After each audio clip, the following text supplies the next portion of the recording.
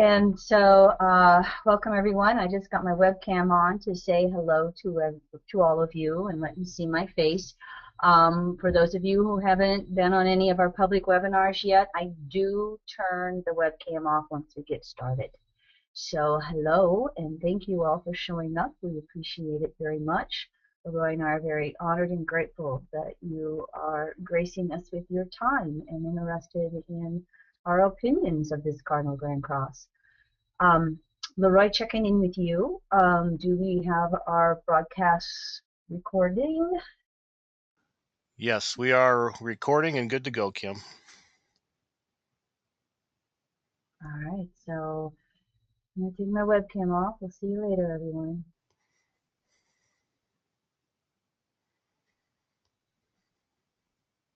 All right, welcome everyone to the Cardinal Grand Cross of 2014. Everybody in the astrological world has been talking about this one for a while, and we're all kind of excited, maybe a little nervous, wondering what we have in store for us with all of these planets hanging out in these oppositions and squares to each other. What we are going to work with, Leroy, I got a bad background noise. Thank you. I don't know if you're muting or not, but thank you. What we are going to work with is taking this apart, looking at it in detail, but also looking at this from the overall large picture. We're going to start with the collective tonight, end up with the individual, and what does it mean for me in regards to this energy in the sky. Before we get started, just a few slides to introduce the Evolutionary Astrology Network to you. We have several ways to study astrology with EAN. Leroy and I do free weekly audio podcasts. That's how we have our nicknames Star Lady and Media Monk.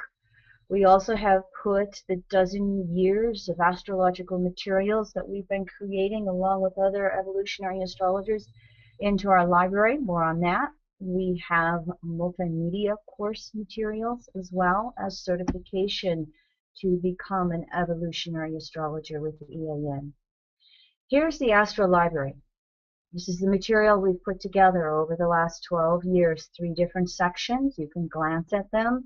The archetypes, understanding that evolutionary astrology method with Pluto and the nodes as the soul and its ego. And of course, everything else in section 3, or the last section, is everything that's all above. Right now, we have been offering each of these sections, all of them, 1 month, 6 months, 12 months, 25% off. And I don't remember the deadline, and that's where I need Leroy to pop in for a moment and tell me. Well, the deadline was tomorrow, but we're going to extend it till after next Monday night's webinar. So April 15th. April 15th. Thank you. 1 more week, 25% off. And of course, here's our multimedia course. Here's the 3 different segments that we offer. Comes with DVDs, binder, access to the students area of our website, an original JWFG transcript. And for segments 1 and 2, I also teach monthly classes, just like this format that we're looking at right now. Now, as we move into this Cardinal Grand Cross of 2014, first of all, I just want to remind you of some astrological timing. There is a difference between the date of an event or aspect and its actual orb of influence, meaning how much time this aspect or event is actually happening in our world, affecting our world. One of the most bottom line things to recognize is these aspects that we're looking at in April 2014 are going to create changes for the rest of this year and beyond. As I was thinking about this, it was reminding me of, if we think of these aspects, they're all events throughout this month of April. You can think about it as the ceremony of getting married versus the process of actually living with another person in a marriage type environment. While we are excited about the ceremony and the event, that is just the beginning. That's the initiation. And everything else about that commitment in marriage continues on for the rest of the time that those two people are interested in committing to each other. You can think about these aspects the same way. They're events, they're initiations, that they are going to create changes for us. We've already been in process of the changes they're bringing about. Those changes are going to last for a while. And when we look at astrological aspects, the reason they have such an orb of influence over time is because nothing is an isolated event. Everything is in process to everything else. Everything is in relationship to everything else. And in evolutionary astrology, as in natural law, we call this a process of evolution or involution. And you can simply see that. It's the circle that I've just described here. Birth, growth, bloom, decay, death, repeat. The spiraling circle. Also, slower moving planets have a longer orb of influence just because of the fact that they move so slow. Finally, collective consciousness, human consciousness, in and of itself is very slow because of the need individually and collectively to be secure or self-sustaining. I'm here, this is my world, these are my relationships, this is my life, this is my job, this is my routine, and as the past projects forward day after day for me, I get to remain secure. So when we will look at astrological aspects coming up, this is very important. Just because they're going to happen in April doesn't mean that every event's going to happen in April. Might come in May, might come 6 months from now with eclipses in the fall, or it could come in a year or two. That's how major, for instance, the slow-moving planets of Uranus and Pluto are operating. Now, we're also looking at the subject of evolution, involution. We basically have two types of change. We have what we call non-cataclysmic change or evolution. This is very slow in and of itself. This is the days, the weeks, the years, everything just unfolding one step at a time. An example of this is becoming conscious of a new desire within us. Say we want to become a massage therapist, and we decide to go to massage school. Becoming aware of changes and then initiating those changes. Sometimes they're major, many times they're just more minute, slower changes. Yet if we look back, we realize we don't wear diapers anymore. The other change is cataclysmic, and this is very intense changes that come along in our life. It's the volcanoes and the earthquakes in human life.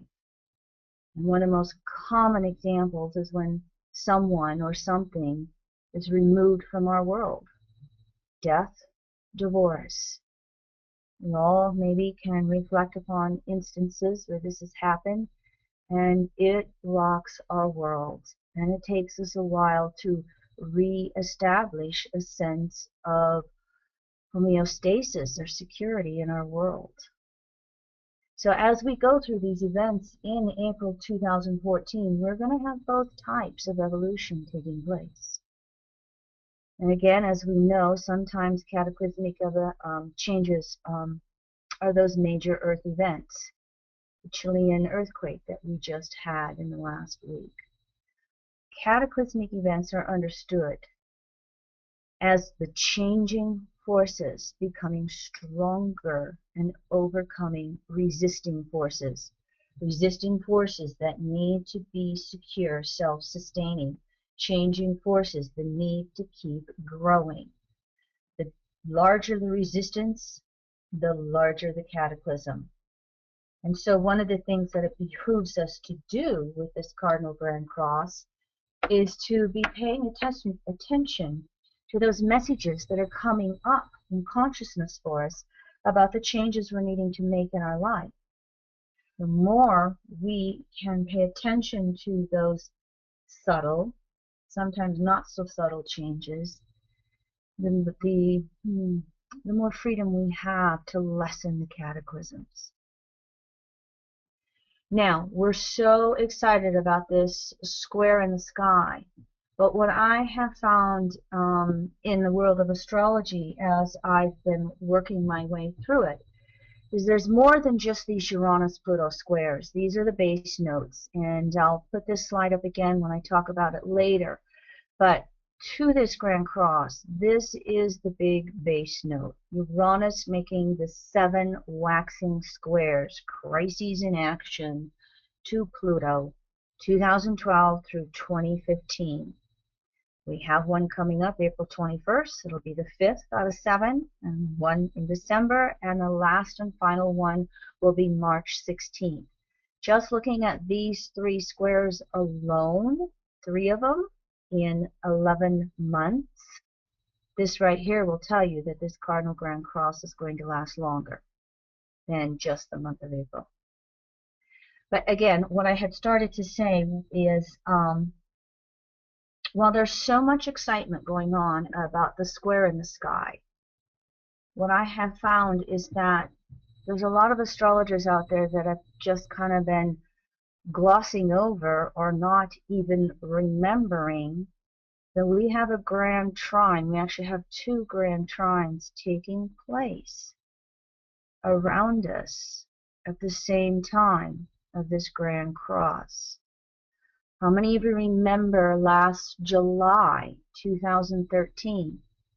We had Jupiter, Saturn, and Neptune trining each other within a day, all hanging out at that 5 degrees of water signs. Guess what? Next month in May, we have the 2nd grand trine. This one is Jupiter, Saturn, and Chiron. And they're going to make these trines to each other between 17, 18, 19 degrees of the water signs. And so this grand trine has been in orb, in effect, for almost a year. So this is just as important as the Grand Cross we're going to speak about. And one of the reasons for this is because of Jupiter. As I've been prepping for this webinar, I've been going, yeah, you know, I really feel that Jupiter is probably one of the bottom line integration points of everything taking place. Mars, the fastest moving planet, is the trigger. Yes, it's the messenger. We'll speak to that. But Jupiter is the common denominator between this Grand Cross in the cardinal modality and the Grand Trine in the water element. Now this is the chart for when we have that 5th of 7 Uranus-Pluto squares. So again, I'm bringing this to your attention. While these are wide orbs, evolutionary astrology uses wide orbs because of that process of evolving, involving. One of the most bottom line things we can look at with this Cardinal Grand Cross and its Grand Trine is that change is upon us, and we make a change, and then we're going to reach for some new level of emotional security. Change, reaching for emotional security. Another change, reaching for inner security. What we need to watch out for when we are looking at the Grand Trine in water is a tendency to want to have emotional security at the expense of changing.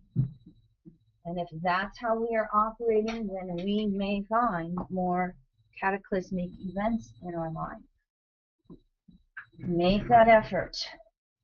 Be proactive in what are the emotional changes upon me? What's happening in my world? Whatever effort you make in that direction, again, will lessen any intensities that come along, or at the very least, it'll give you an understanding of why anything is happening in your world. So because we have such a common denominator with Jupiter in this Grand Cross and Grand Trine, what I'd like to do is just give you a little bit of review in regards to Jupiter in Cancer and what it has meant for us. Basically, it's been the evolution of emotional security, the ability to deepen our understandings of what constitutes security for us. Being comfortable with ourselves, in our own skin, our own emotions. And you think of the sign of Cancer and its rulership by the moon, and that relationship to the ego of the soul, and how fast that moon changes signs, goes around the zodiac. Jupiter in Cancer has just been about liking ourselves emotionally and working to evolve on emotional levels. Now, one of the ways this has happened is alienation is a Jupiter archetype. And so Jupiter in Cancer can bring up emotional alienation. The reason is to enforce inner security, for us to recognize we can't substitute the people in our lives, our job, our bank account as substitutes for security. Jupiter is known for going to the extremes. And when you put it into Cancer, it's going to be emotional extremes. And remember, Cancer works through emotional withdrawal and animation. When something emotionally triggers us and we close down, we're trying to understand the essence or source of that emotion and the trigger that created it. Sometimes this goes back to childhood, sometimes this goes all the way back to past lives to the degree we're willing to ask about it. Once we figure out the origin of these emotions and what triggered us and shut us down, we move over to the animation side. We want to talk about it.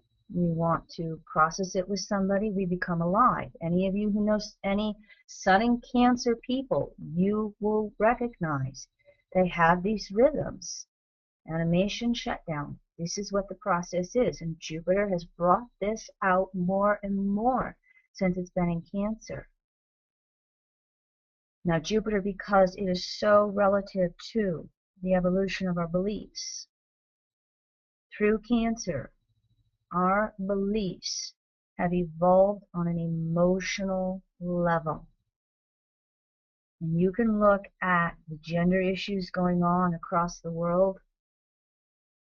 You can reflect upon your own childhood, your role as a parent if you have children. You can reflect upon what's happening in your own country on a national level. And as a matter of fact, if you want to, just take your own chart. What house do you find Jupiter in Cancer? That is going to be the area of your life that you are going to be striving for emotional security through the Cardinal Grand Cross. As we're looking at this Cardinal Grand Cross, cardinal modality is change, initiation, 2 steps forward, 1 step back. And change makes us feel insecure. So wherever Jupiter is transiting through Cancer in whatever house, that's the area you need to look for in establishing new understandings of yourself, and your sense of internalized security.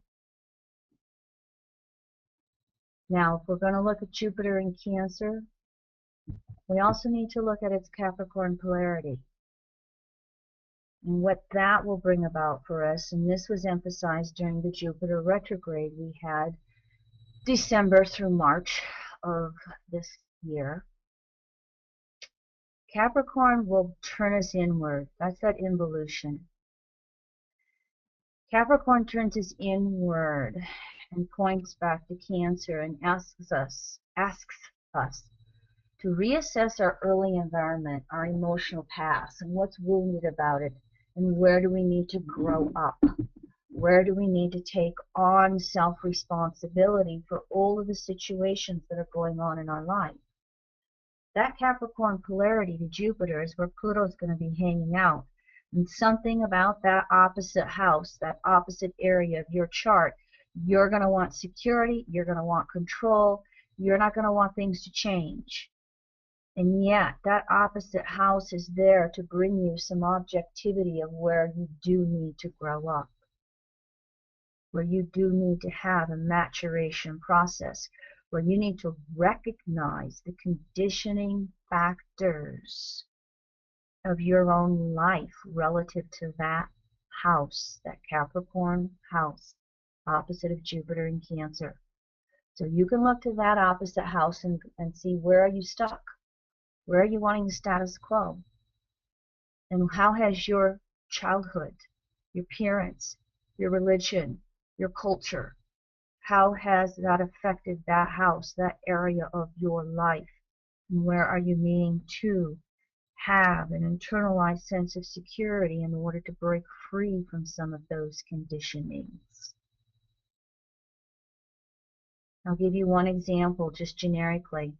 Let's say we have Jupiter in Cancer and it's in the third house, the Gemini house. What can happen with that blend of archetypes, Jupiter, Cancer, third house? There could be a lot of emotional insecurity that runs through the nervous system, third house, and talk, conversations all over the place, or the shutdown and won't communicate with anybody. What will happen with that Jupiter, Cancer, third house is we get very reactive to anything that comes at us in our environment. And it's very hard to find that sense of stability.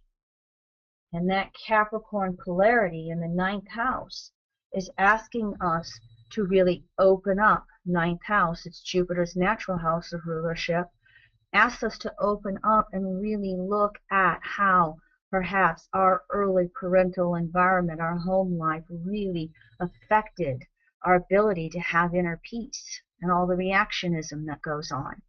And we've got to open up and recognize that now we're an adult.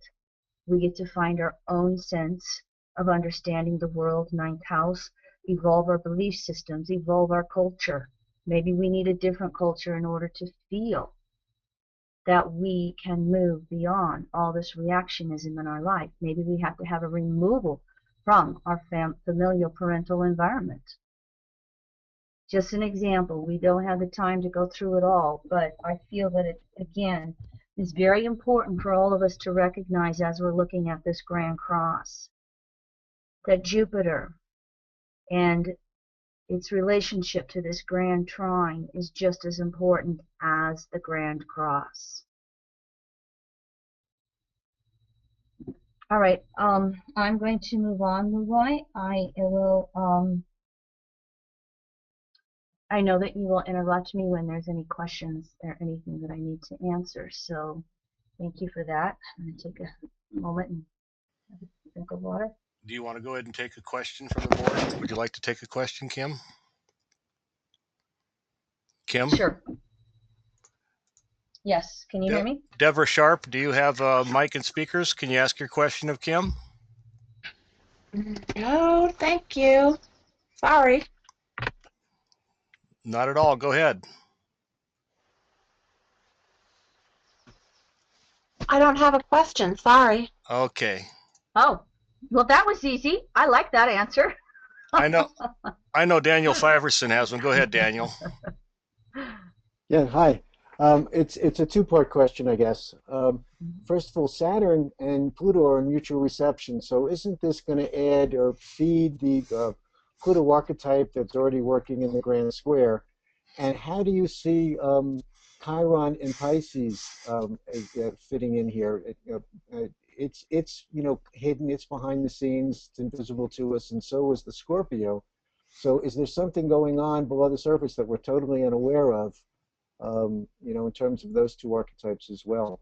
And is this really feeding the grand square, or is it really easing it? It'll do both. It'll do both, Daniel. Great questions. Thank you very much. First of all, I'll answer them backwards. Chiron is the archetype, whatever we want to call it. I worry less about whether it's a planet or a comet or an asteroid or whatever it is. It's a body out there, and it's going to have a vibration and consciousness for humans.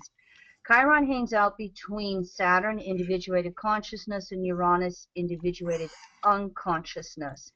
So Chiron, even though it's not always loud, and especially in Pisces, if we make the effort, it is there to really make a lot of our deepest illusions conscious to us right now. The distortions of Pisces, illusion, fantasy, delusion. Chiron is going to, as a wounded healer, etc., is going to open that stuff up and let us look at it. What we're going to have to be careful of with this Grand Cross is that ease of energy between the harmonics of the trine, the grand trine. We can stay stuck in that sense of victimization. We can stay stuck in this sense of powerlessness. And that's where I see some of this grand trine interacting with the Grand Cross. The emotions that just stay stuck. And so we'll have the pressure of the Grand Cross to initiate change, but we'll have a relief valve, so to speak, through the Grand Trine. That'll just have us saying, well, I can't change the world.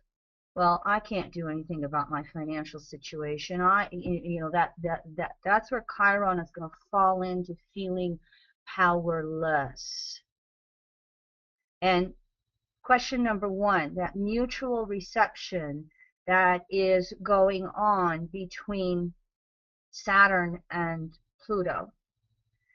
These two are powerhouses, and neither one wants to give up their power. And whatever each one of them is in charge of or in control of, they won't give it up very easily.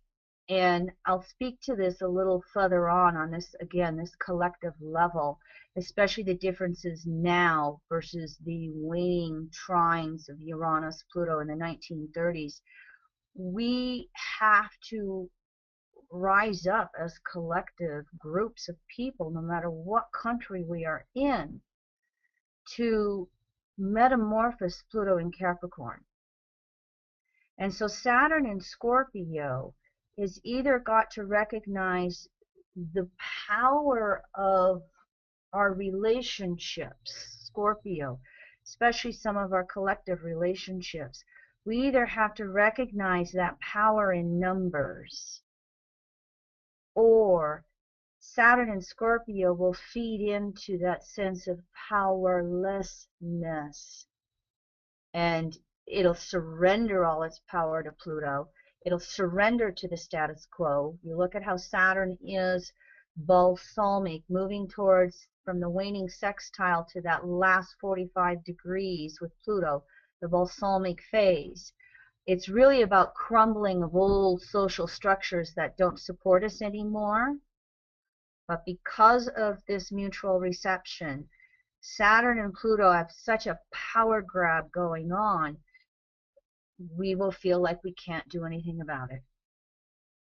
So you can see both. You can see this feeding into powerlessness, I can't do anything. And if we can wake up and realize the power of the masses, then we can recognize that we can bring about change without a lot of war and bloodshed. I mean, you're starting to see these examples across the different countries where we have the change by bloodshed, and we have the change by the social masses saying this needs to change. Examples of the non-bloodshed here in the United States would be how the masses are changing their relationship to homosexuality, LBGT, and the changes to marijuana laws, especially medical marijuana, and how the non-THC types of medical marijuana are having such promising differences with children and adults who suffer from seizures. Mass consciousness rising up. That's Saturn, Pluto working together with this Grand Cross and Kim, Grand Trine. Go ahead. I might add quickly, too, that these two big brothers, are representative of the days of this gluttony of corporations that are running our lives. And like you say, it is a waning aspect, but big brothers they are, and big brother is watching us. So that's part of the impetus now with the grassroots effort that the cancer archetype might represent, people rising up and objecting to being literally spied on a daily basis. So I just wanted to add that. Mm-hmm. Yep, that one too. That one too.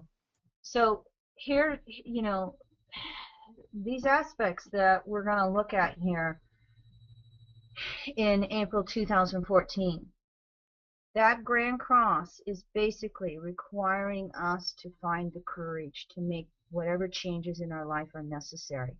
That day-to-day routine, all the way up to, life-changing choices to move halfway across the world, to let go of a job you had for 25 years because you're ready to be an entrepreneur.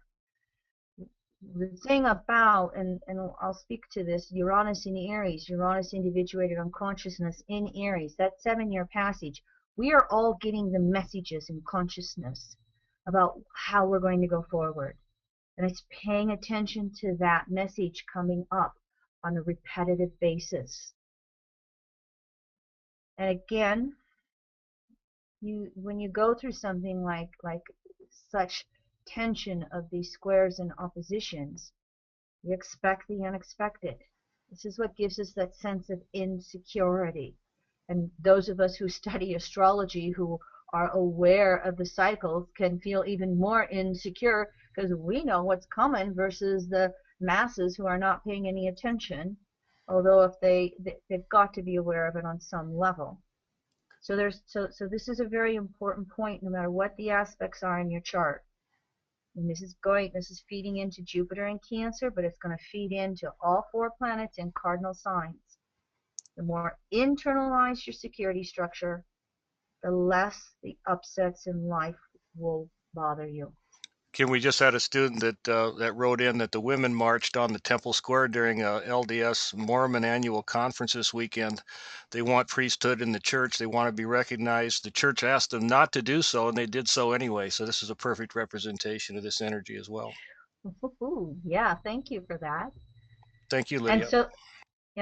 And so then the more we look for security outside of ourselves, the harder it is to go through these changes that are upon us, the events that go on in the world. This photo is from Ukraine, eastern Ukraine today, where they're still having the tensions going on in regards to, do they side with the European Union or Russia? And of course, the other picture is Fort Hood, and in the United States, the latest shooting that we had, and flowers on the fence. Now, here is the majority of the aspects. It's not all inclusive. You can take the moon every weekend. I've been talking about that on the weekly podcast. You can take the sun that we've just had in Aries, you know, everything's in there. But these are some of the major ones that are sticking out. And we'll go through these. And again, the Uranus-Pluto square, the fact that we have a lunar and a solar eclipse will speak to this. And Jupiter is finishing up its role in this T-square Grand Cross. And Mars is coming through the second of 3 passages here in April. As you can see, Jupiter and Mars, April 20th to the 23rd. That's when it's the most intense. Does it mean those are the days events are going to happen? Who knows? Something will probably happen. But again, what's more important is to just recognize that these are the indicators of a year of change, of a decade of change that is upon us. And yes, as you can see, if you're in the middle degrees of those cardinal signs, you're going to have some of the biggest changes going on. Okay, more on these. What I did want to do was just point out a little bit of the geodetics that's going on.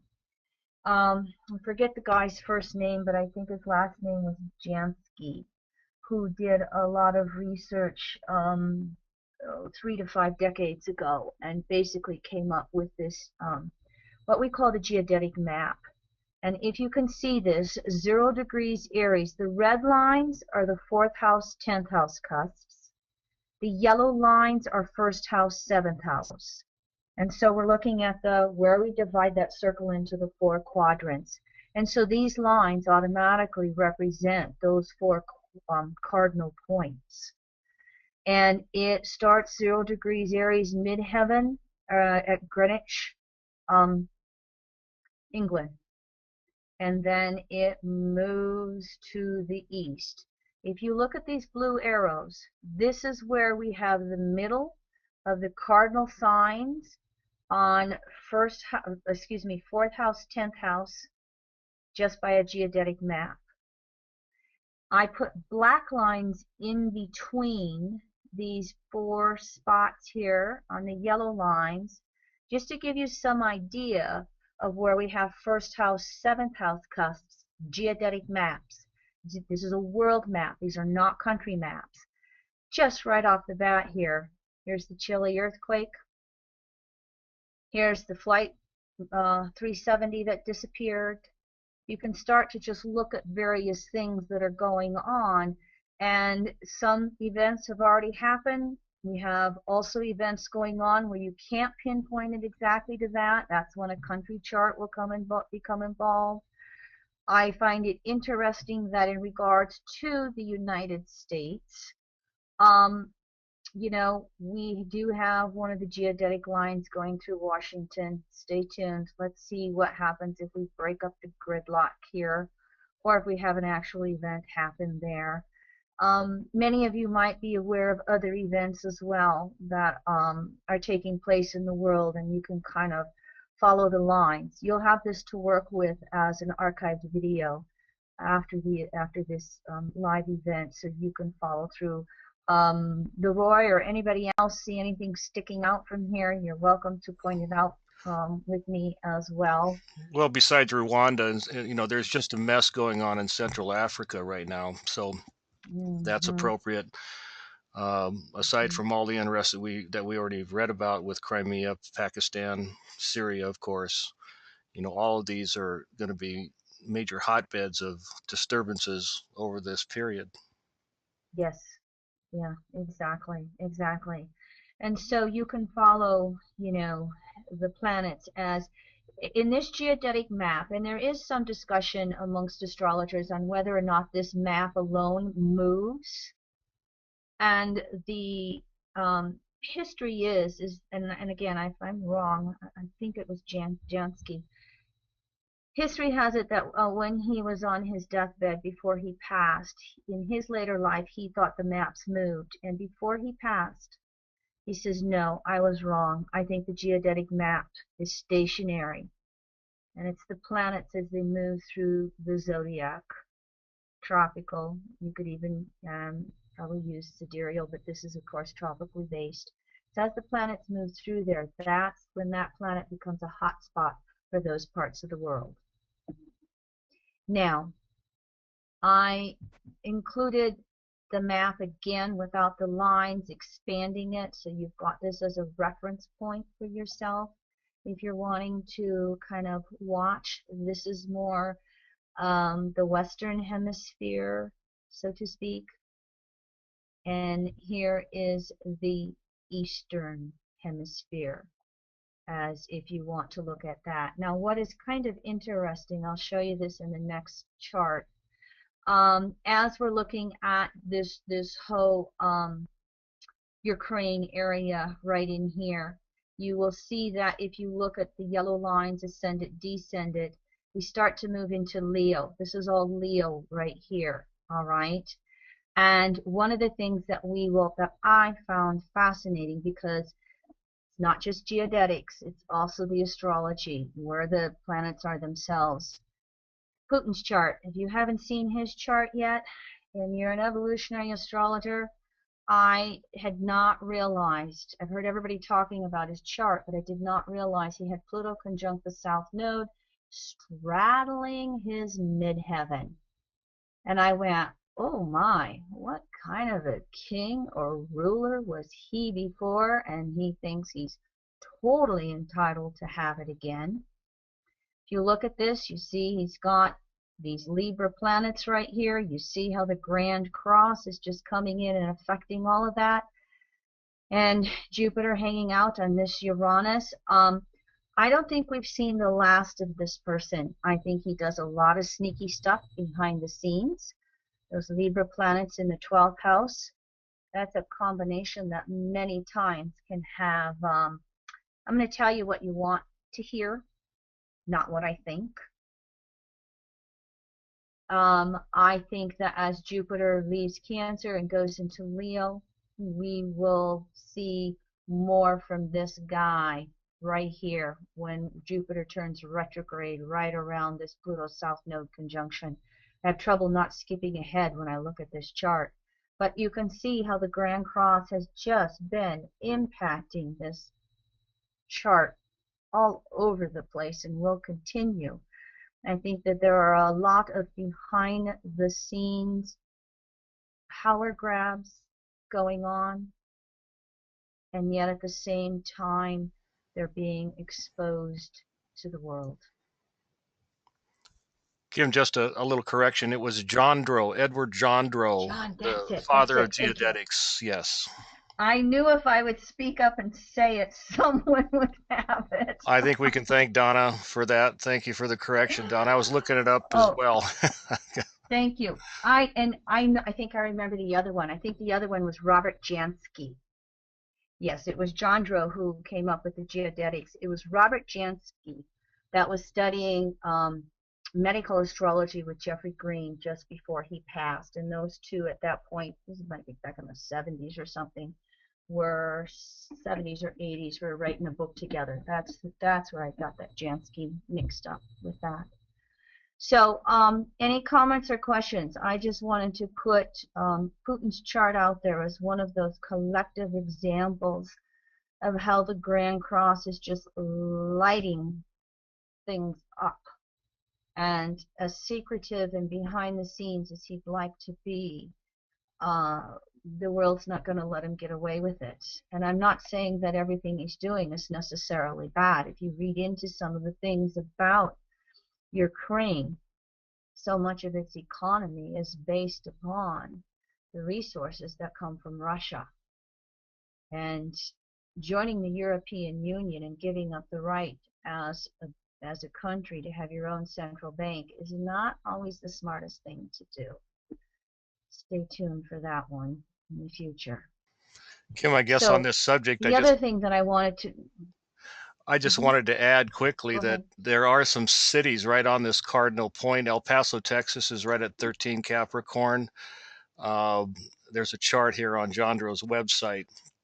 Dakar, Senegal is right at 13 degrees Aries, part of this cardinal Grand Cross. I'm just throwing out these names just for our own edification as we watch over time here. Benares, India is at 21, Madras, India at 18 Cancer, New Delhi at 16 Cancer. So here we have right on that Jupiter point, wouldn't it be? Yeah. Yeah. Thank you. You're fine. You're welcome. And of course, here's the other chart that you just can't miss with this Cardinal Grand Cross. And this is the chart of the United States. Many evolutionary astrologers happen to use the Gemini rising, giving the U.S. a ninth house Pluto, putting those Cancer planets in the second house of resources. But the biggest thing that you recognize from the chart of the United States, no matter what time you use July 4th, there is a Sun-Saturn square. Saturn in Libra is square this Sun in Cancer. And whenever you have oppositions and squares to this right here, this is the timing of many upsets in the United States. And again, that timing isn't always to the day or week of the aspect. When you start talking about the slower moving planets and countries, you can start to involve years in regards to the timing. But when you reflect back on it, you can see that those planets did have their effects. Now, one of the things that I really thought was very germane to this Sun Saturn, and I want to give Bill Herbst credit because he is where I read it, hit one of his articles. You know, this Sun Saturn square, it's that tension between the United States being a country with social justice and equality for all, or being a country where it is unbridled capitalism and whatever I get, I have no responsibility whatsoever to share with you, to each his own. And that has really been a tug of war in the history of the United States. And if we look at this, I've got some slides coming up here, and I'll come back to this slide too a couple of times. We've never had Pluto oppose the U.S. Sun before. We are approaching the Pluto opposition. Haven't had that before.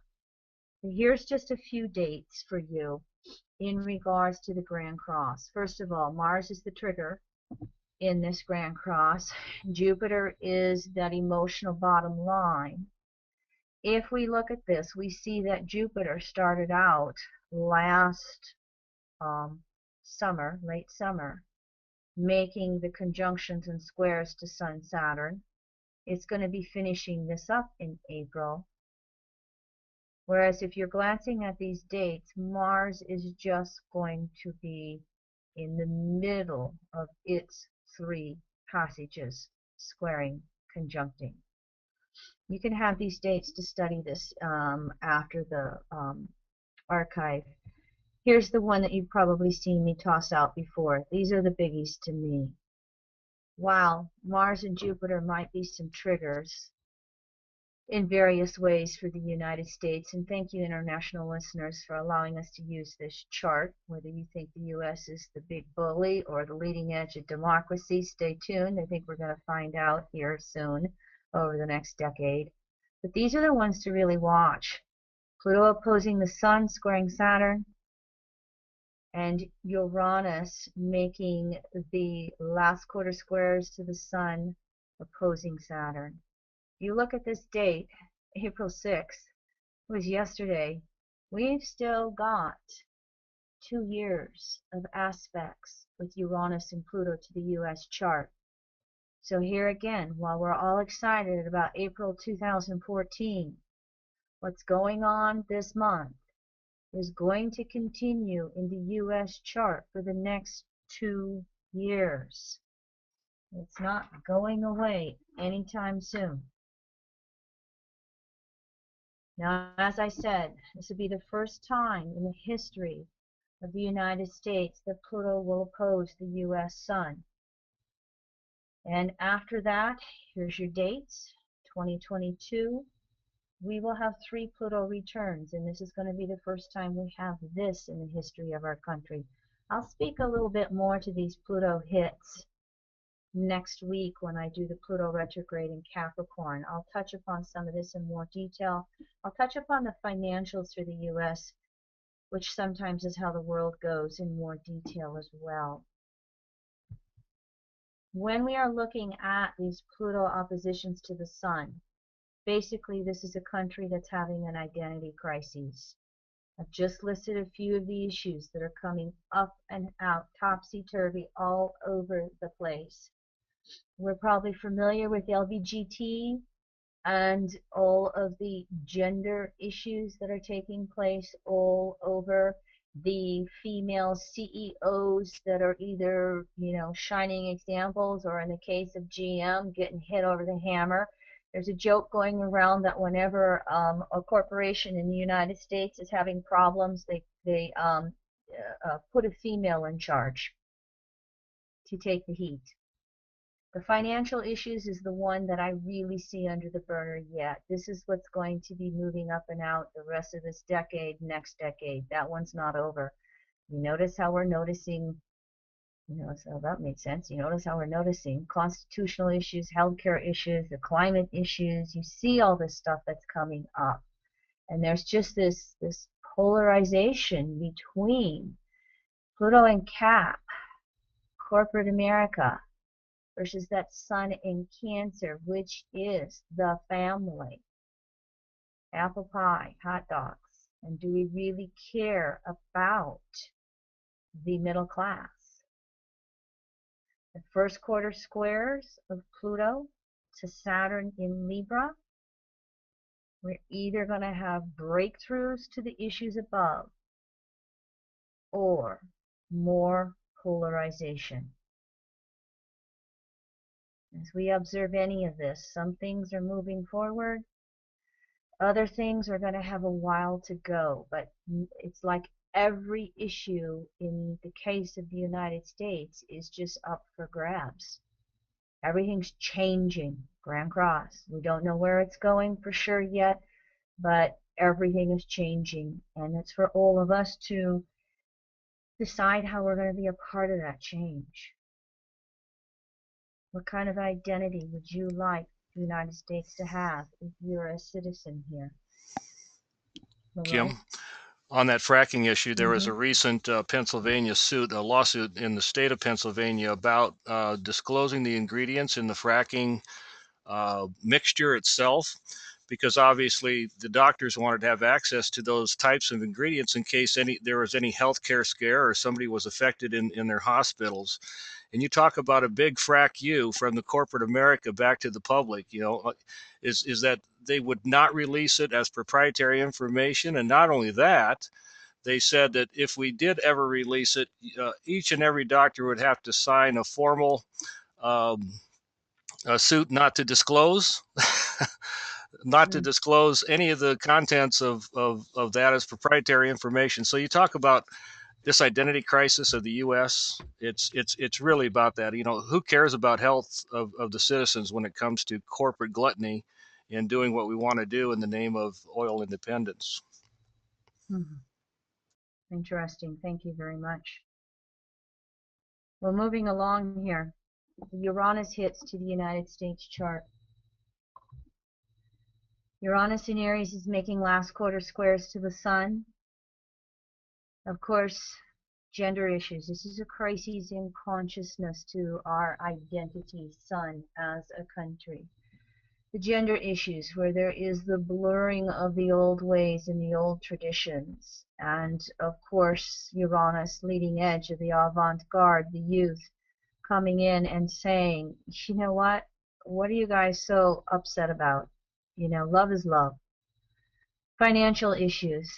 Movers and shakers, social movements like minimum wages, public banking. My soapbox is public banking, and all of this coming, to a head sooner or later. One of the things that always happens with Uranus is technology ahead of spirituality. In other words, technological breakthroughs that as a culture or a society or a country, we don't have a moral equivalent to yet.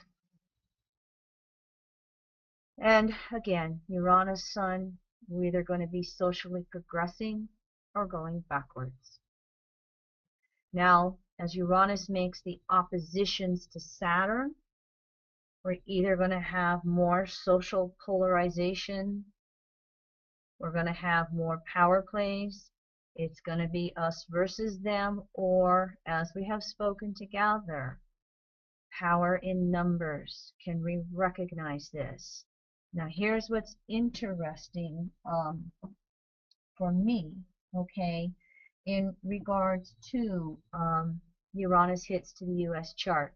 Those oppositions to Saturn, here's the last two times Uranus opposed the US Sun. As you can see, the 1847-48 oppositions to the US Saturn. I'm Saturn. sorry. Yeah.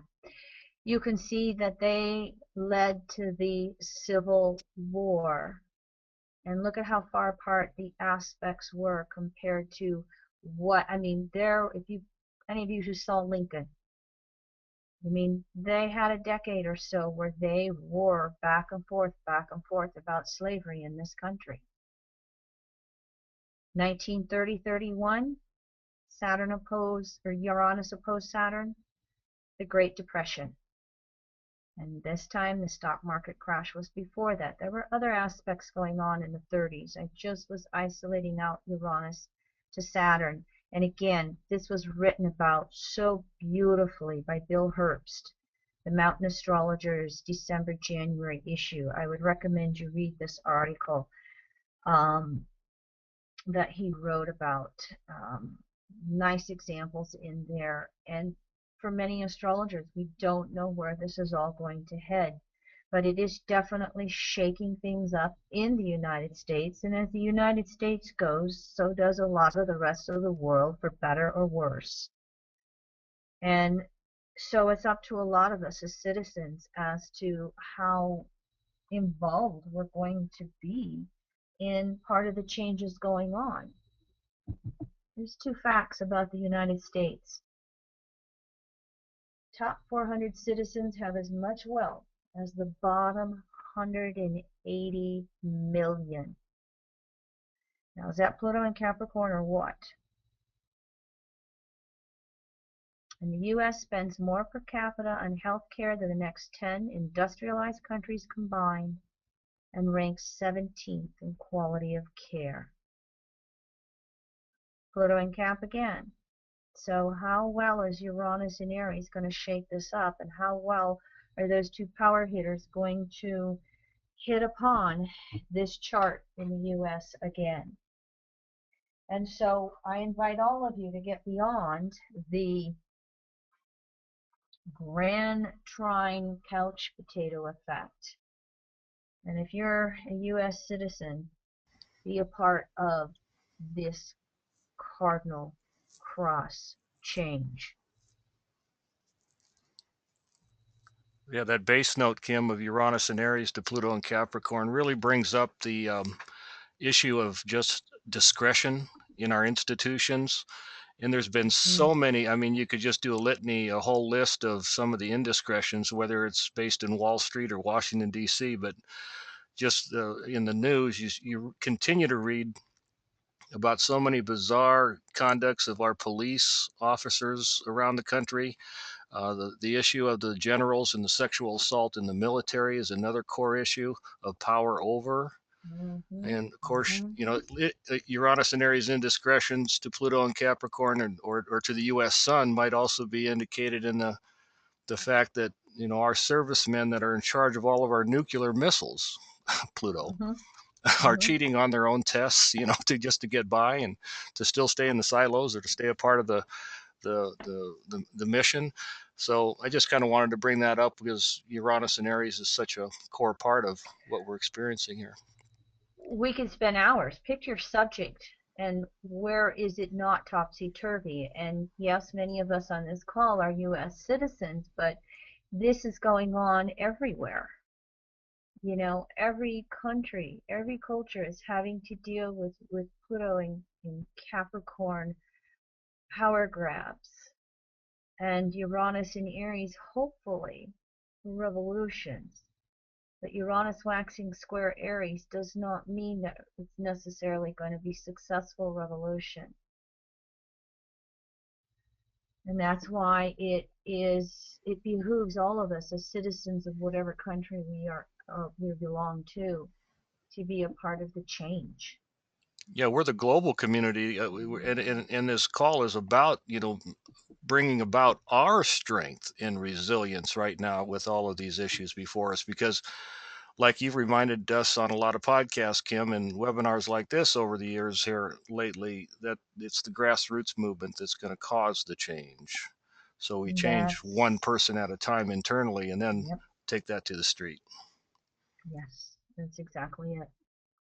All right, so I just wanted to give some brief overviews on how this cardinal cross is acting on collective level. Any other questions or comments? I'm going to focus or shift our focus a little bit down to, well, what about me and my chart? Any comments or questions before we move on? You're clear. All right. And so, as we are looking at this cardinal modality, we are working with Mars, Jupiter, Uranus, and Pluto. And most active degrees are going to be between 8 and 16 degrees. That's the base node of the Uranus-Pluto squares.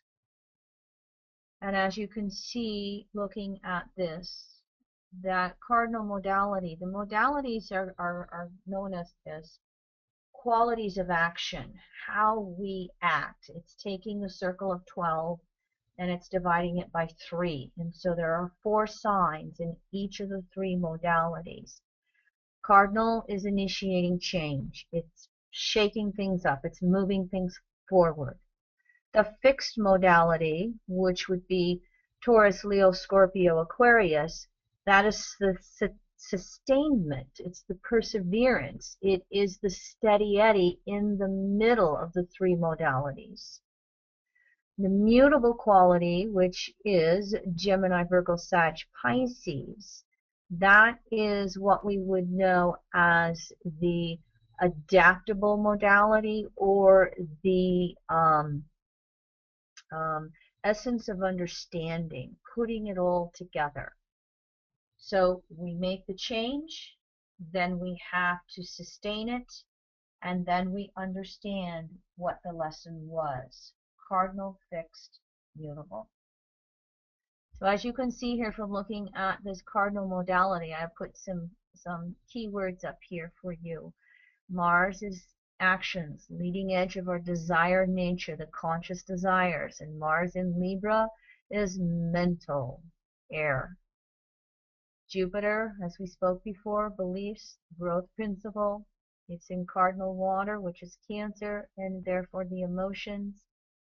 Uranus is the deconditioning effect within any soul. It's the liberation of any soul.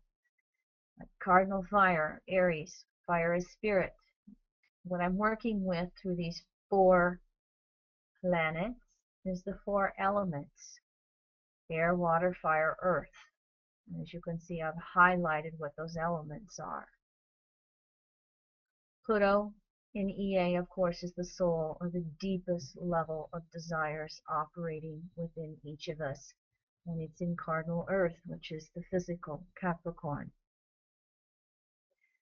So now what I'd like to do is go through these 4 planets on a case, planet by planet basis, and just kind of break it down for us. Mars in Libra is making waxing squares to Jupiter, oppositions to Uranus, waning squares to Pluto. As we said earlier, Mars is the fastest moving out of the 4 planets in this cardinal grand cross. So in this particular situation, Mars is the one acting like the trigger. And of course, we have Mars retrograde from March 1st through May 20th. It went retrograde at 27.5 degrees Libra, and it goes direct at 9 degrees Libra. So Mars makes 3 aspects each to each of these planets. So first of all, Mars is making 3 waxing squares to Jupiter. And what you're going to start to get from these next slides is everything is about insecurity, security, action, and integrating those actions. And so as Mars makes these waxing squares to Jupiter, and you recognize what we spoke about earlier with Jupiter, we not only have to find that internalized self-reliance, we have to find a belief in ourselves and an ability to act upon it, because Mars in Libra is in the opposite sign of its rulership. And I've said this Mars retrograde in Libra points to Aries. And so this Mars retrograde is about action and initiation. And coming off of Jupiter in Cancer, do I have the courage to act through my insecurities? And a lot of these actions are going to be based upon what is somebody else thinking? What are they going to say? Libra, always so much aware of the other person over self. And so the Mars waxing squares to Jupiter are going to have all of us cycling through frustrations that then have us busting out somehow in our relationships to do it differently than we did before. And the question is do we act out and then reverse ourselves? Or do we act out and hold our ground because we find that we need to do it differently than we did before? Mars in Libra can do a lot of projections. And so this whole issue of projecting onto others our own emotions is what's going to rise to the surface with these waxing squares. And Mars in Libra really has to learn to give as another needs versus what we want to give them in order to feel secure. Jupiter in Cancer.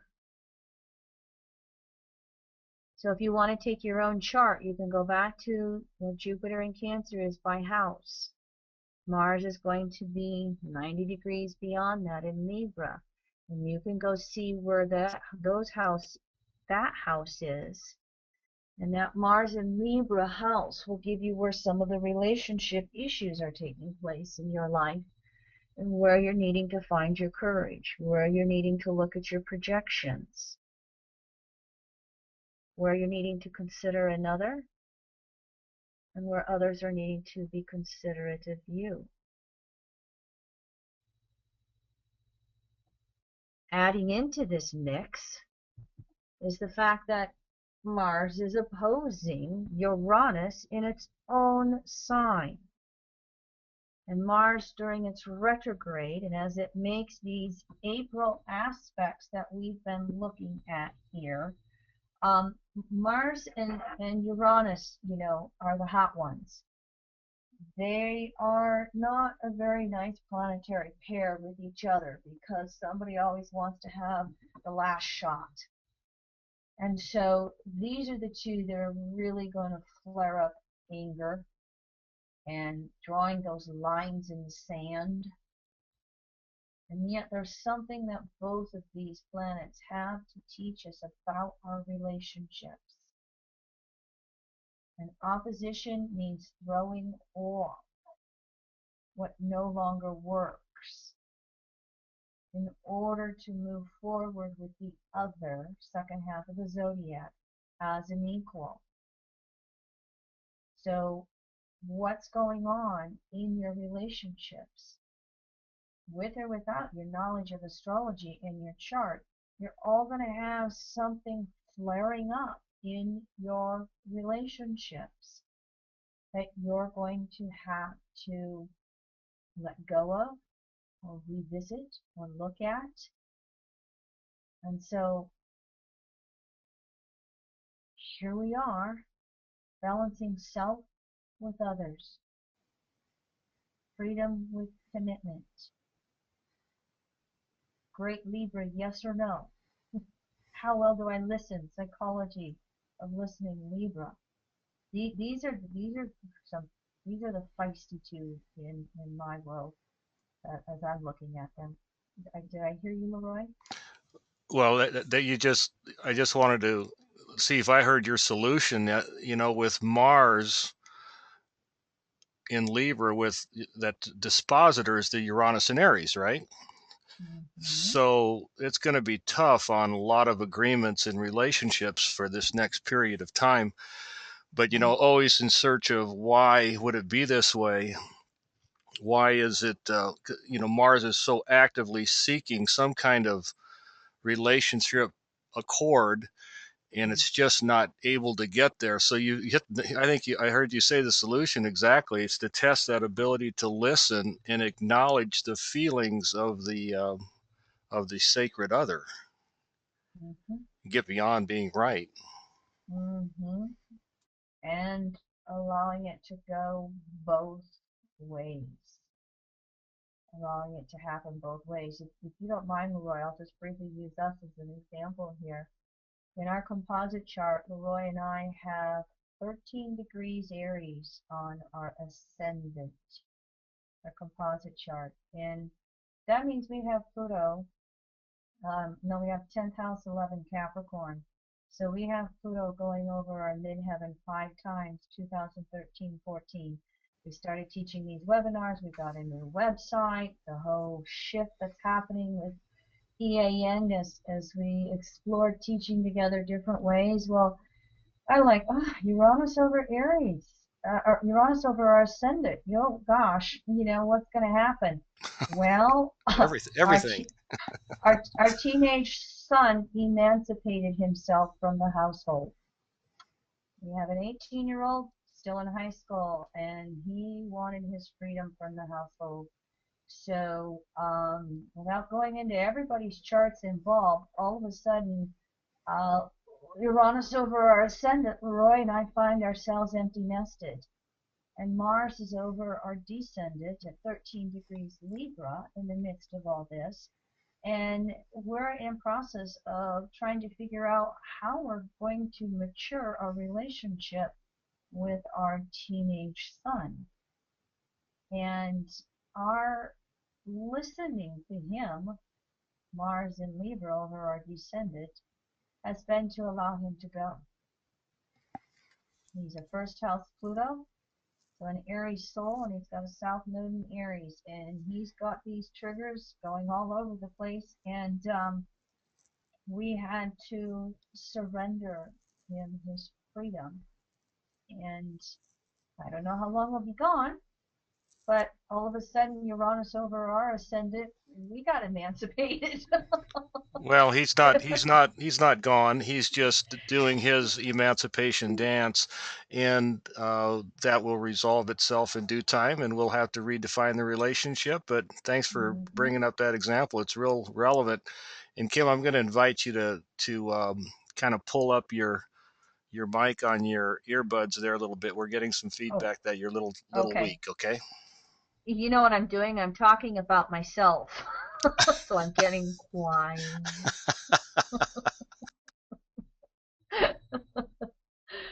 I hear you. I have no problem raising my voice. Let me move on. Keep us going here.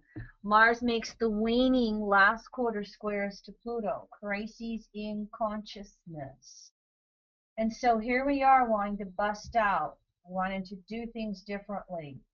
Mars to Jupiter, finding new levels of emotional security on inner levels. Mars to Uranus, me versus you. How are we going to find a new us? Mars last quarter squares to Pluto is maturing through all of this stuff. How do I accept my role in any of my relationship situations? There's no blaming the other. How are each of us responsible, or how are all of us responsible with however many people are involved in the relationship situation? This is the maturing part of the Grand Cross with Mars triggers. And Mars in Libra can be pretty needy. Mars retrograde pointing to Aries is going, I got to have a relationship with me before I can have a relationship with you or you or you or you. So here's the maturation we're having to do. And because it's a last quarter square, here's how each of us are needing to let go of old relating patterns. For some of us, it's going to mean that it's time to let go of the relationship.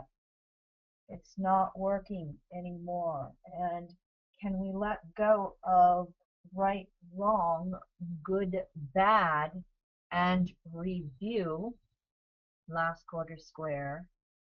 What is it that I need to learn from this old or ending relationship, so that I don't need to repeat the pattern again in the next relationship? Mars Pluto is the desire nature. Mars conscious desires, Pluto unconscious desires.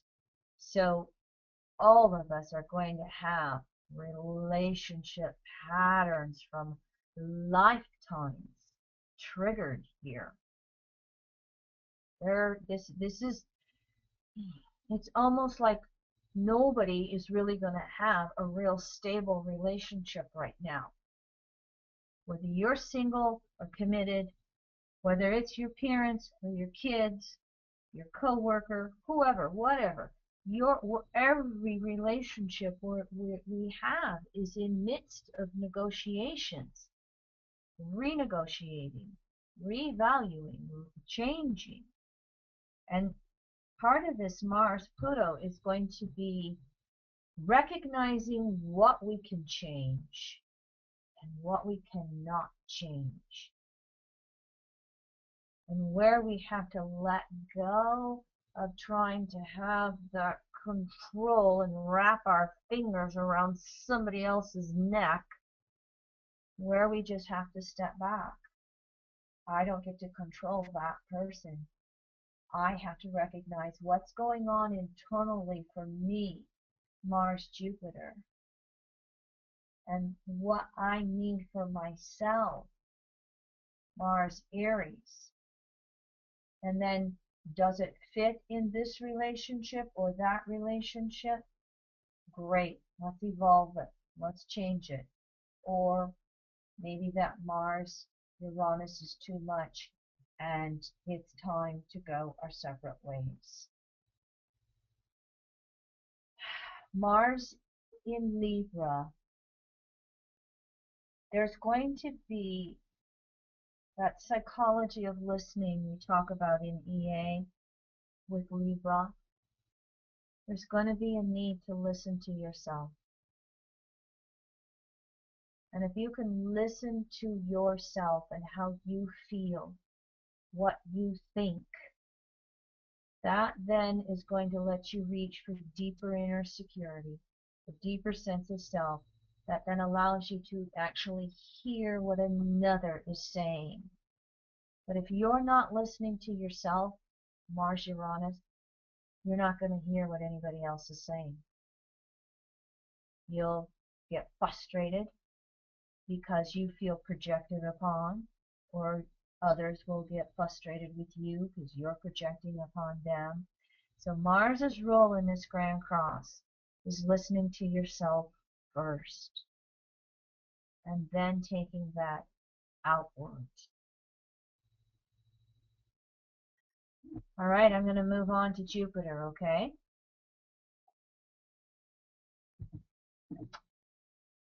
Back to Jupiter in Cancer. A little review here. Its role in the Grand Cross: waxing squares to Uranus, oppositions to Pluto. Now here's what's been going on with Jupiter. Again, Jupiter is that principle of growth, evolution, expansion that we all do on an individual conscious level. Jupiter is in a waning relationship. That means it's between 180 and 360 with Saturn. However, with the four outermost planetary archetypes, I've not started considering Eris yet. At some point I'll bring that in, but I have enough to handle with just the archetypes we know now. Jupiter is in a waxing relationship to the four outermost archetypes: Chiron, Uranus, Neptune, and Pluto. So there's a strong push of Jupiter wanting to grow and expand through whatever old Saturnian realities no longer work. And for Jupiter, as we spoke earlier at the beginning, these expansions are very strongly emotionally based. Stay tuned for Jupiter and Leo when it turns to be a creative outer expression, even stronger yet. And Jupiter making these waxing squares to Uranus. There's a lot of insecurity with these aspects between these two planets. Aries to Cancer, in and of itself, without the planets involved, just on the natural 12 archetypes. Cancer to Aries is always the insecurity of stepping outside the womb. It is the original anxieties from the womb, and how any of us has carried that forward in any given lifetime. Because let me tell you, no matter how exciting it is to birth a baby or have a baby, when you go from the Piscean womb to the Aries birth, that is traumatic. It is shocking. And if you don't have a parental environment, Cancer, that's very nurturing, then you don't bond with the world and you create a fear-based world. The world is not to be trusted. So Jupiter's waxing squares to Uranus, each of us are revisiting those original anxiety, separation from the womb fears. How many of us feel excited to race off into the unknown? We have all that, again, insecurity from the unknown in our face. It takes a lot of courage to move forward through insecurity, through fear, through anxiety, and that's exactly what these two are asking us to do. Roy? When you get beyond that fear, though, Kim, you can see that this archetype, the combination of these two archetypes, could be a lot of intellectual growth. Or let's just, like you said, maybe it's a choice point where we're deciding our own destiny in our own choices based upon whether we're fear-based or freedom-based. And hopefully, if we're willing to take risks, there can be a heck of a payoff in an entrepreneurial enterprise, for example. I'm just thinking of Uranus as that archetype of progress in science, and just thinking where we've come in so few years with so many benefits. Like, they're growing ear, teeth, and livers in the lab, for God's sakes. There's just so many interesting things going on. We've decided that there's a multiverse out there, not just a universe. And who knows? I've read that that they've already approved drones. So, drones can be flying by the year 2015 all around us. So we've got to embrace, some of these scientific changes, this movement of progress that Uranus affords. It's going back to what we spoke about at the beginning with Jupiter in Cancer being the common denominator between the Grand Cross and the Grand Trine. The degree to which we are evolving inner security is the degree to which we can take advantage of these waxing squares and ride the changes versus fearing the changes. In the majority of society, the majority of individuals, consensus, 7 out of 10 individuals, 2 out of 10 individuating, 1 out of 10 spirituating from evolutionary astrology's observation correlation. The majority, fear the changes, so we're always wanting to hold it back. And yet, these two, Jupiter and Uranus as a planetary pair, for the most part, can be some pretty good friends, buddies. They can be the two that are jumping out there and building Noah's Ark and, leading us in the new ways. But in Cancer and Uranus in Aries, it is a tug of war, back and forth, back and forth. Again, Cardinal, 2 steps forward, 1 step back. It's moving forward till the insecurity overtakes us, and then it's going back inward and finding a new inner peace to go back out and change again. And even though Mars is the triggers, Jupiter now goes a little bit deeper than Mars, and it's about integrating the change, feeling our way through as we move forward, not quite knowing where we're going to end up, but operating from almost some faith of trust in the universe leading us forward. Trust in source energy being matriarchally based versus patriarchally based. Which leads me to my next slide. Jupiter opposing Pluto, that Cancer Capricorn polarity. As I was thinking about that one, I was going, wow, this really brings matriarchy versus patriarchy up for many of us. And I'm not saying that there is an absolute here with Cancer Capricorn. But if we observe what's happening with a lot of Pluto Capricorn, for instance, on financial levels, we have a lot of taking, hoarding, and excluding going on. The 1% versus the 99 versus giving, sharing, and including.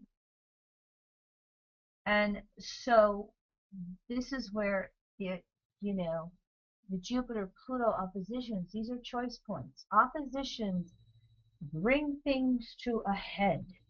Oppositions are like choice points or condensation points on how something's going to bust out.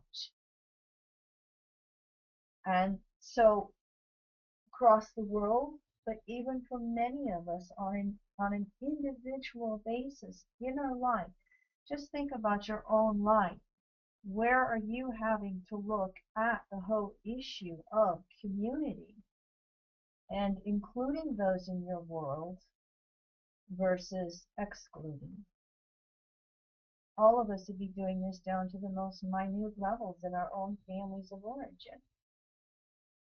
And there's no right or wrong. It may be quite necessary for some of us to break free from the family of origin to find the next step of emotional health. So it's not a black-white issue. But another thing we can really be looking at with these Jupiter-Pluto oppositions is socially imposed guilt to conform versus the community-based reforms. And again, this is where I keep seeing grassroots uprisings to create change. So how do you find the Pluto in Capricorn a larger circle that includes everybody. Jupiter in Cancer. And one more time, I know I'm sounding like a broken record here, but a Cardinal Grand Cross. Where are you reaching for deeper inner security, Jupiter in Cancer, as you face the outer changes in your world, Pluto Capricorn?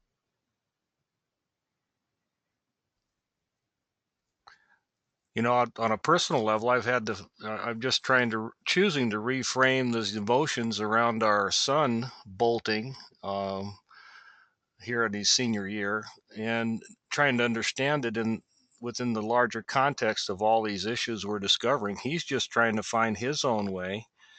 And even though there's an upset, or from what can be an emotional or a personal affront, I can't believe that the kid would leave.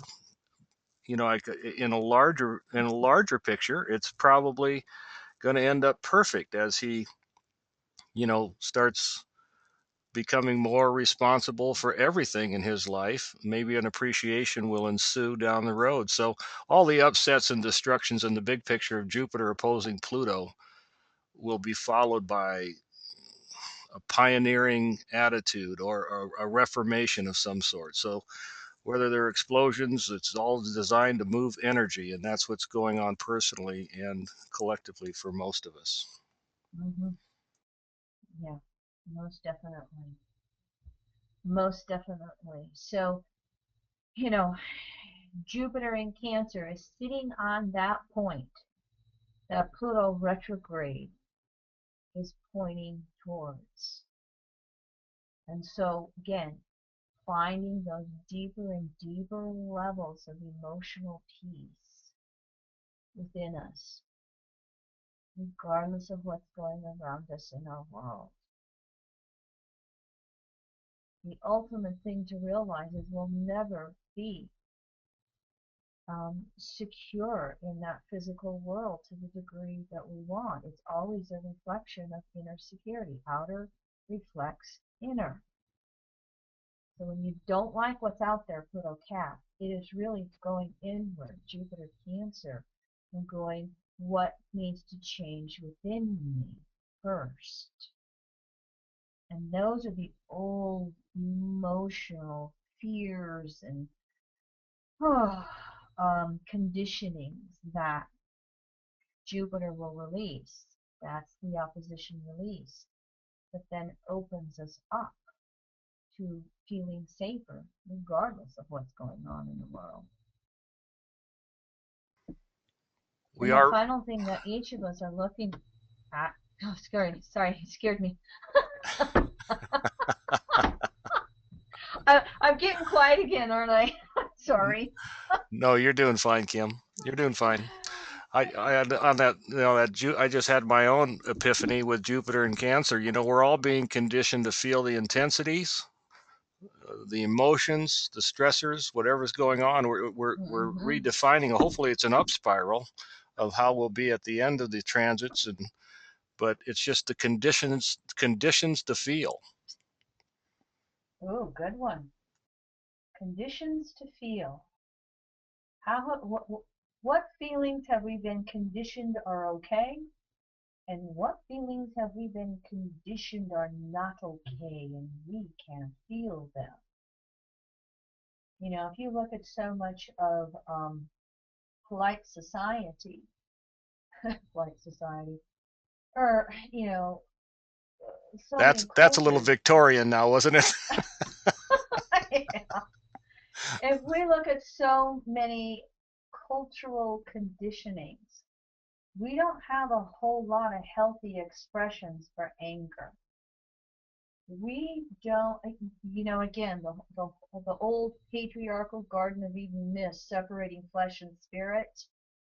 We're supposed to deny the flesh, deny the senses, and we've had 2,000, 6, 7, 8,000 years of that type of conditioning, and so we're supposed to feel from the neck up and ignore the neck down, and that's not natural law. So we have all of these distortions coming out, And that's another Jupiter-Pluto opposition thing, is recognizing that we all do have feelings, emotions, and they count, and what do they mean for me, and how do I understand them better, back to those old Jupiter Cancer slides we showed earlier, so that I can take deeper charge of my life on an inner level, not trying to control everybody around me, which doesn't typically work anyway.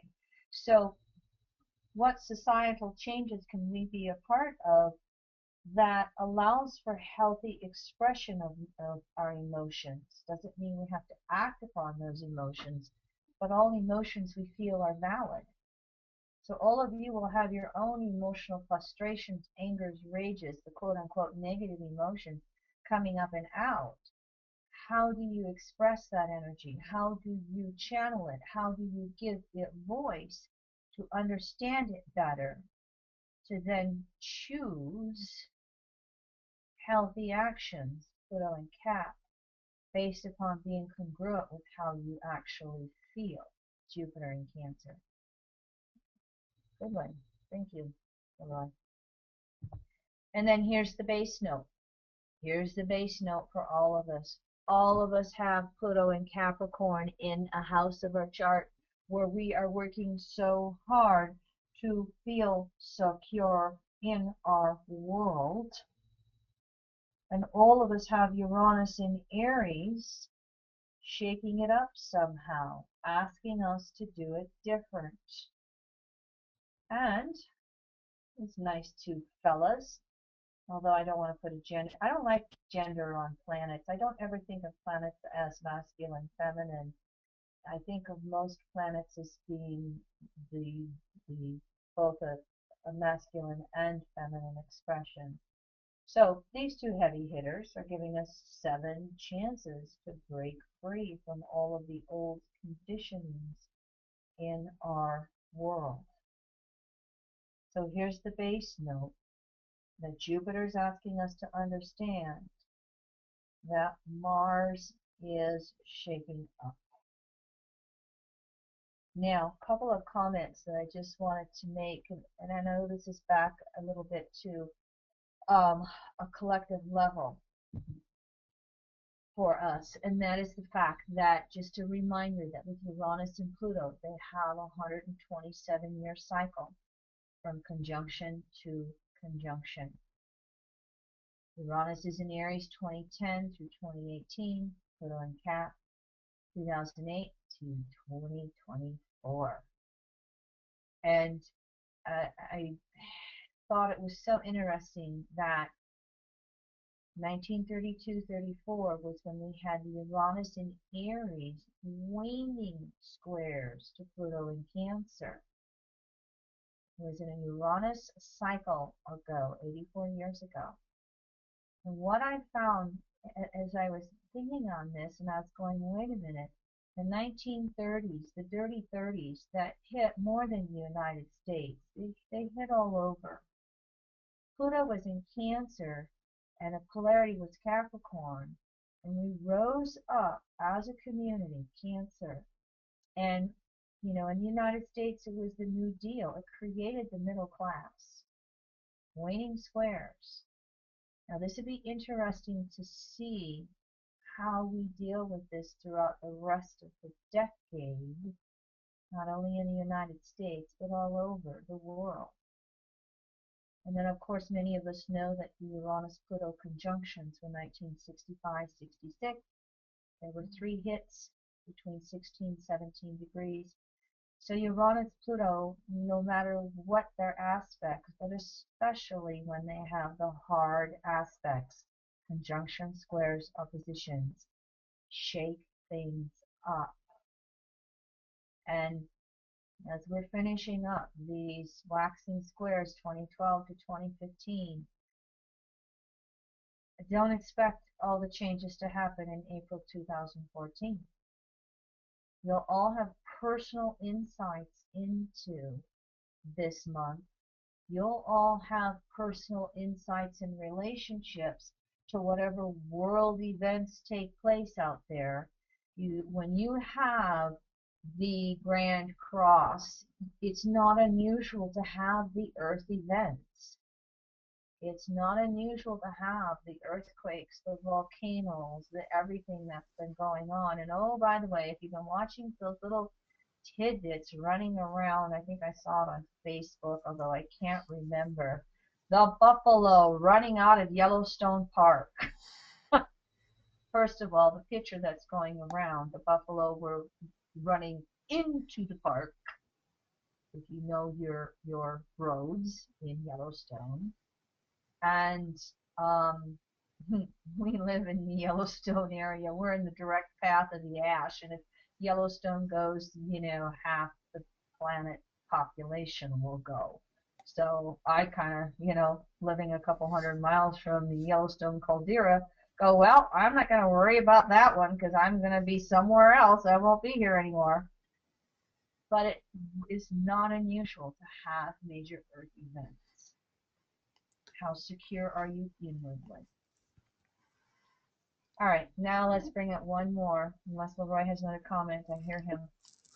I just wanted to add to that Question. kind of a warning, Kim, as you watch the earth changes and the news. The Grand Cross is hitting the media too, so everybody's feeling the energy. It's just not people on this call. So Well, you've heard it's like this ongoing 5 week meta news event. Trying to find the plane that's at the bottom of the ocean.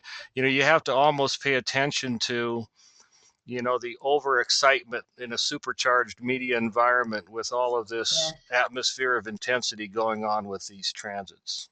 yes, yes, yes, yes, yes, and hence one more time, that Jupiter in Cancer, inner security. I look at that grand trine as being, the disappearing plane in the ocean. You can have Earth events or accidents or whatever with the grand trine as much as you can a grand cross.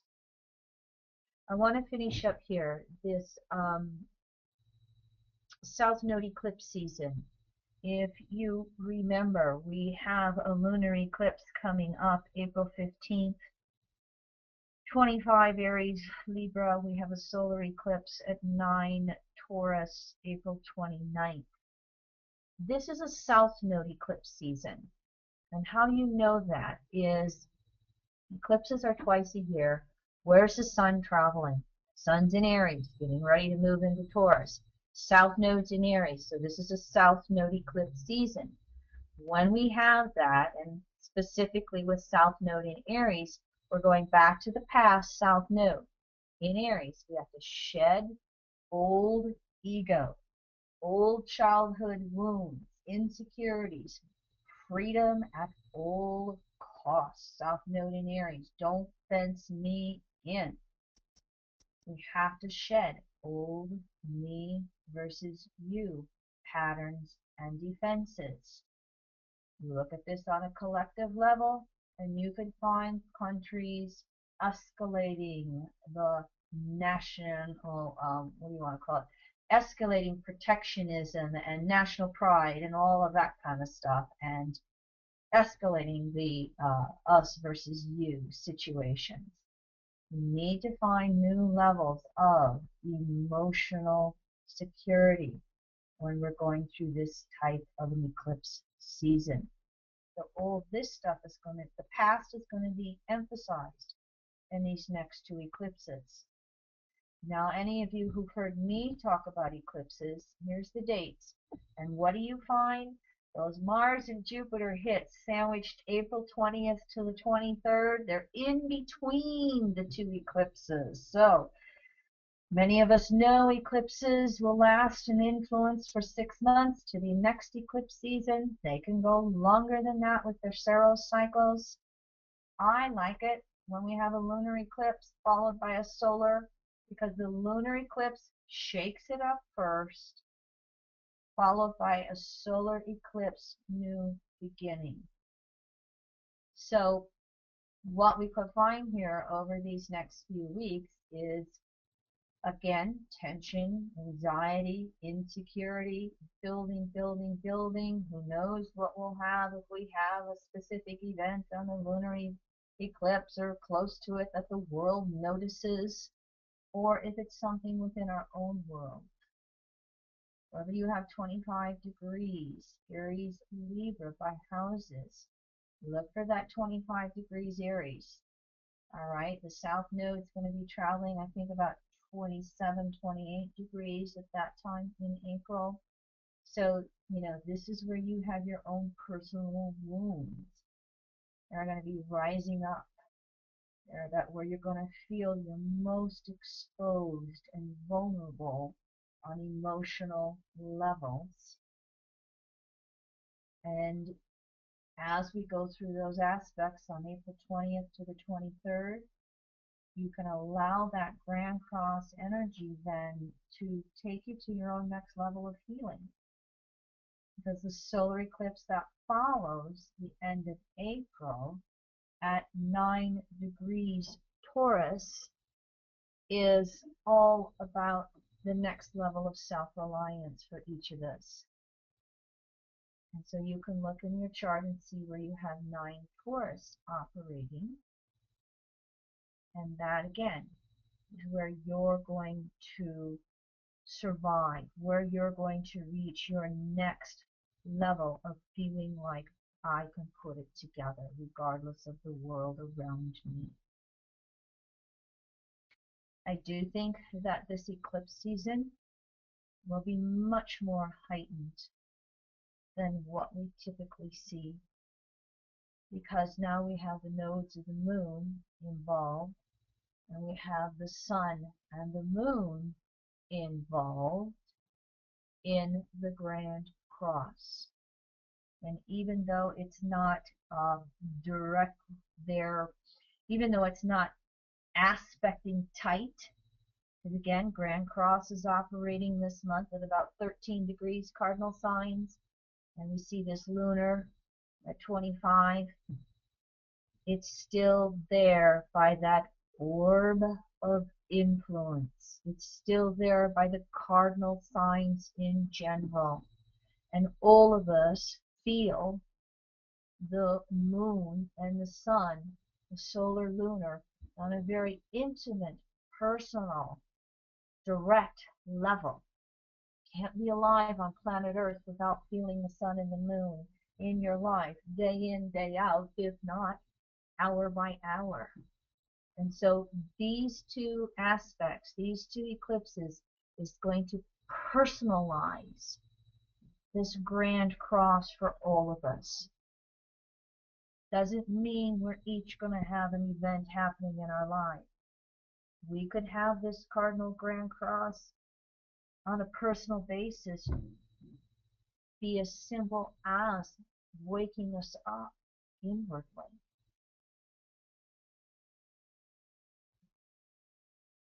Some of us will have some events. Some of us have already had some events happen where we'd like a rest from the events, please.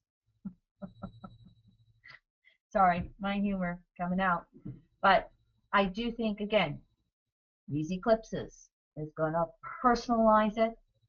It's going to put it in our face. It's going to make it very conscious for us. It's almost the timing as much as where is it in my chart. Here is where we will understand whatever new beginnings and initiations we are needing to take. Some of them may be outer, some of them may be inner. All right, one more slide for you. And this is the fact that, and I'm sorry if these dates are too small, I'm going to read them. The one to the left, or do I have them? I have them, oh yeah, no, I have them right. January 12th, 2015 is when Pluto will be exactly square the nodes.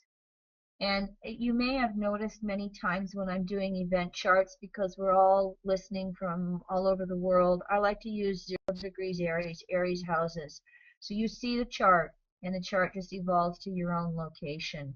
But this way we all get the generic understandings of what's going on. It's January 12th, 2015 that Pluto will be square the nodes, and it is January 19th, 2015, and I don't have the exact dates, I just generalized here. January 19th that Uranus will be conjunct the South Node. So just in case you thought April 2014 was the only month going with anything going on, no. Stay tuned for another class on this. This is the 2015 forecast. But this is giving you a glimpse of the fact that the nodes are going to come in and have a strong impact at the beginning of this year with the Uranus-Pluto squares. So whatever we're going to bring up with the eclipses in April, we can revisit it with the North Node eclipse season in October. That'll be Libra North Node, having us moving forward with relationships.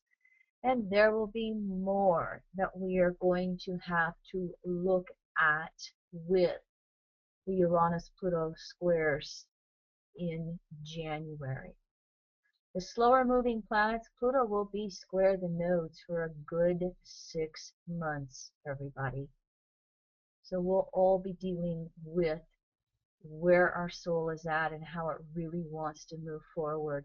And Uranus on that South Node, are we going to be repeating our past? Are we going to be falling back into me versus you and our own egoic wounds and isolations? Or are we going to be liberating from those old patterns within the soul and really breaking free, moving forward? So I just wanted to bring those charts up for you. All right. Go ahead, Leroy. Well, it's great timing for this chart. You know, I was looking through some of my materials today, and I wanted to credit Noel Till for this when he talks about the Uranus-Pluto squares, and he called it simply overturning the status quo. And that's really what we're discussing here. But you know, whether you kind of talked about Uranus and Pluto as being non-gender specific, but we all on this call would certainly agree that they have a lot of electromagnetic energy that's going to affect our emotional body. Just look at this chart in the next year, right? So I guess I just wanted to invite everybody listening on the call to, whether you feel the manic excitement of Uranus or the depths of Pluto, the crashes that Pluto might bring, we all are being challenged to exercise our own magnetic influence as a force for change right now on the planet. Mm-hmm. Mm-hmm. And as I said at the very beginning, I do feel that Jupiter is pretty powerful here in this Grand Cross, and yet, you know, Mars, Uranus, Pluto are known as such heavy hitters. Jupiter can get overlooked. And it goes back one more time to being that common denominator with the grand trine taking, 2 grand trines taking place within an orb of influence, just like the Grand Cross. So you're right. With those heavy hitters, Mars, Uranus, and Pluto, feeling like they're pulling the rug out from underneath us. Remember Jupiter. And remember to find that emotional inner peace within you. And that's going to be the biggest courage in moving forward, creating the changes in your life, creating the changes you want to see in the world. All right, I'm going to move into my final slides, and we can see if we have a couple of minutes. I did have a volunteer chart. I'm just not going to work through it. We're getting too close to time. I didn't speak a lot about the whole issue of money and the changes going on in the world financially, no matter what country you live in. It is a very strong personal subject. It is my soapbox, especially with giving, sharing, and including being so necessary. I refer you to some lectures that Robert Gover and I did last fall on time and money. You can find them on our website. I will speak to this. I will touch upon this in next week's podcast with Pluto and Capricorn because I will have a little time, and so I'll give some background and some updates on that. But I do recommend this if you want to be a part of social change on a financial level and prosperity for all. Those lectures are in section 3 of our astral library if you want to. They're 2 individual lectures instead of paying for them on an individual basis. Go to section 3, get 25% off, and they'll be in there as well as many other materials. Am I saying that right? I don't always use the best sentencing. I think you did say it just perfect. For $22 a month, you can get 1 month access to 175 hours of material. So, yeah, those Robert Gover presentations were priced at $19 an event. So, your real value is the Astro Library. Yes, I think the financial changes upon planet Earth are going to be some of the biggest issues and a common denominator to every other issue on planet Earth, regardless of what country you live in. That stuff's only going to increase through the rest of this decade and into next decade. And so, like I said, I'll bring it up next month, but I encourage all of you to really, really follow the financial patterns and policies of every country. Is your country a public central bank or a private central bank? That right there, Pluto in Capricorn, tells you the difference between the haves and the have-nots. Again, I'll speak more to it on next week's Pluto retrograde in Capricorn class. Here are the future classes. I have had to expand them. I tried to do Neptune and Chiron together. I realized I'm going to have to separate them as I'm getting my swing through teaching webinar classes. Also, I've expanded Jupiter and Leo. It's going to be a 2-day or 2-evening webinar. We'll look at Jupiter and Leo for the year, and then we'll look at Jupiter and Leo house by house. So that's the expansion in any future classes. Any final questions or comments, Leroy, from you? Anybody else? I, again, really, really appreciate all of you who are interested in studying with us. We are very grateful for your support, and I hope that this is very helpful to you in this upcoming month and year and beyond. Aho.